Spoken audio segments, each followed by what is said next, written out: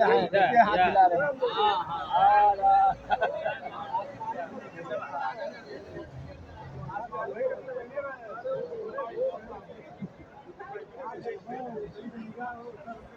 अपना भाई नहीं झलक बदल कितना लोग खड़ा है।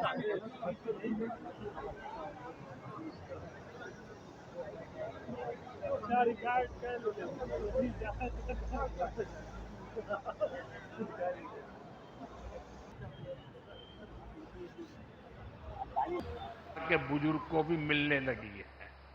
साथियों, स्वास्थ्य क्षेत्र का चौथा स्तंभ इलाज के लिए दिल्ली, मुंबई जैसे बड़े शहरों पर निर्भरता कम करने वाला है। एम्स हो, मेडिकल कॉलेज हो, सुपर स्पेशलिटी अस्पताल हो, बीते दशक में छोटे शहरों तक ऐसे अस्पताल हमने पहुंचाए हैं। देश में डॉक्टरों की कमी को दूर करने के लिए बीते दशक में मेडिकल की हजारों नई सीटें जोड़ी गई हैं। अब हमने तय किया है कि आने वाले 5 साल में 75,000 और सीटें जोड़ी जाएगी। साथियों, स्वास्थ्य क्षेत्र का 5वां स्तंभ टेक्नोलॉजी के माध्यम से स्वास्थ्य सुविधाओं को और सुलभ करने वाला है। आज डिजिटल हेल्थ आईडी बनाई जा रही है। ई संजीवनी ऐप जैसे माध्यमों से घर बैठे ही मरीजों को परामर्श की सुविधा दी जा रही है। मुझे खुशी है कि अब तक 30 करोड़ से ज्यादा लोग ई संजीवनी ऐप की मदद से कंसल्टेशन ले चुके हैं। हम ड्रोन टेक्नोलॉजी से भी स्वास्थ्य सेवाओं को जोड़ने की तरफ आगे बढ़ रहे हैं।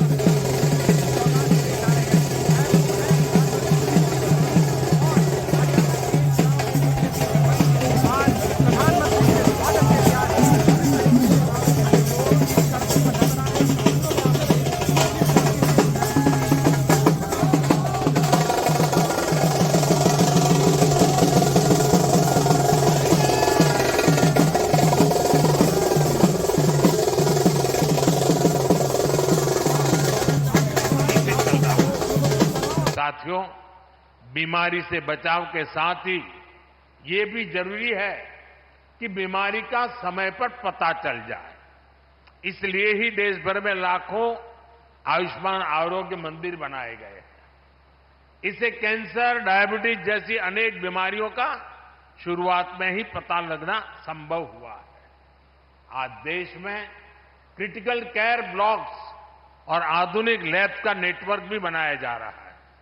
स्वास्थ्य क्षेत्र का ये दूसरा स्तंभ लाखों लोगों की जान बचा रहा है। साथियों, स्वास्थ्य का तीसरा स्तंभ सस्ता इलाज, सस्ती दवा का है। आज देश के हर नागरिक का बीमारी के इलाज में होने वाला औसत खर्च 25% तक कम हो गया है।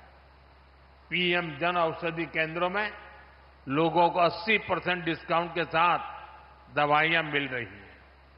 हार्ट स्टेंट हो, नी इम्प्लांट हो, कैंसर की दवाएं हो, इनकी कीमत बहुत कम की गई है। गरीबों को 5 लाख रुपए तक का मुफ्त इलाज देने वाली आयुष्मान योजना उनके लिए संजीवनी साबित हुई है। देश में अब तक 7.5 करोड़ से अधिक मरीज मुफ्त इलाज का लाभ ले चुके हैं के प्रति, और अब तो ये पुरानी सोच और अप्रोच को बदल दिया है। आज आरोग्य से जुड़ी भारत की रणनीति के 5 स्तंभ हैं। पहला, प्रिवेंटिव हेल्थ केयर, यानी बीमारी होने से पहले का बचाव। दूसरा, समय पर बीमारी की जांच। तीसरा, मुफ्त और सस्ता इलाज, सस्ती दवाएं। चौथा, छोटे शहरों में अच्छा इलाज, डॉक्टरों की कमी दूर करना।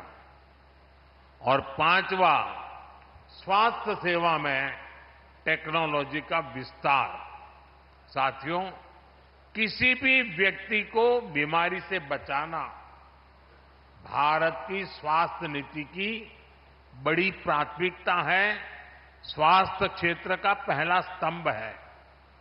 बीमारी गरीब को और गरीब बनाती है। आप जानते हैं, बीते 10 साल में 25 करोड़ लोग गरीबी से बाहर निकले हैं। एक गंभीर बीमारी इन्हें फिर से गरीबी के दलदल में धकेल सकती है। इसलिए बीमारी हो ही नहीं, इस पर सरकार बहुत जोर दे रही है।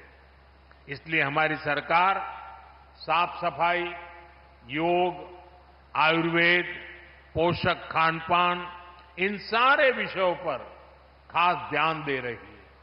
हम टीकाकरण अभियान को भी ज्यादा से ज्यादा घरों तक ले गए हैं। 10 साल पहले तक ये स्थिति थी कि देश में टीकाकरण का कवरेज 60% के आसपास ही थी, यानी करोड़ों बच्चे तो टीकाकरण के दायरे में ही नहीं थे। और टीकाकरण का यह दायरा हर साल सिर्फ 1-1.5% की गति से बढ़ रहा था। अगर ऐसा ही चलता रहता तो हर क्षेत्र को, हर बच्चे को टीकाकरण के दायरे में लाने में 40-50 साल और लग जाते। आप कल्पना कर सकते हैं कि ये देश की नई पीढ़ी के साथ कितना बड़ा अन्याय हो रहा था। इसलिए सरकार बनने के बाद हमने बहुत ही बड़ी प्राथमिकता के बच्चों के टीकाकरण को दी, उसकी कवरेज बढ़ाने को दी। हमने मिशन इंद्रधनुष शुरू किया। हमने एक साथ कई सारे मंत्रालय को इस काम में लगाया। नतीजा ये आया कि न केवल टीकाकरण कवरेज की दर बढ़ी, बल्कि ऐसी करोड़ों गर्भवती महिलाओं का, करोड़ों बच्चों का टीकाकरण हुआ जो पहले इससे छूट जाते थे। भारत ने टीकाकरण पर जोर दिया। उसका बहुत बड़ा फायदा हमें कोरोना के दौरान मिला। आज पूरा देश में टीकाकरण का अभियान तेजी से चल रहा है। साथियों, बीमारी से बचाव के साथ ही ये भी जरूरी है कि बीमारी का समय पर पता चल जाए। इसलिए ही देश भर में लाखों आयुष्मान आरोग्य मंदिर बनाए गए हैं। इससे कैंसर, डायबिटीज जैसी अनेक बीमारियों का शुरुआत में ही पता लगना संभव हुआ है। आज देश में क्रिटिकल केयर ब्लॉक्स और आधुनिक लैब्स का नेटवर्क भी बनाया जा रहा है। स्वास्थ्य क्षेत्र का ये दूसरा स्तंभ लाखों लोगों की जान बचा रहा है। साथियों, स्वास्थ्य का तीसरा स्तंभ सस्ता इलाज, सस्ती दवा का है। आज देश के हर